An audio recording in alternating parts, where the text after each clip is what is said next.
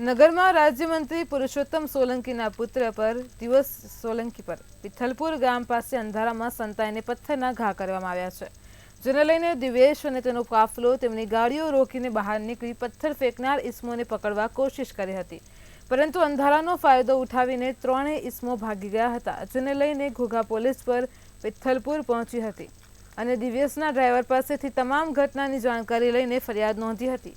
ત્યારબાદ પથ્થર ફેંકનાર એક ઇસમને ઝડપી પૂછપરછ કરીને અન્ય બીજા બે પથ્થર ફેંકનાર ઇસમોને પણ ઝડપી લેવામાં આવ્યા છે।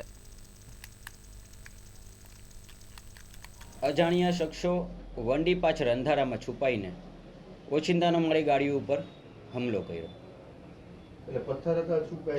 પથ્થર હતા, મોટા મોટા પથ્થરો હતા। દિવેશભાઈ, આપને લાગે છે કોઈ રાજકીય ષડયંત્ર હોય જેના ભાગરૂપે હુમલો કર્યો? એ હવે પોલીસનો એક તપાસનો વિષય છે।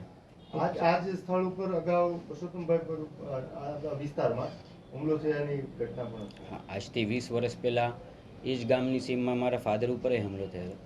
હુમલાને લઈને આપ શું કહેવા માંગશો?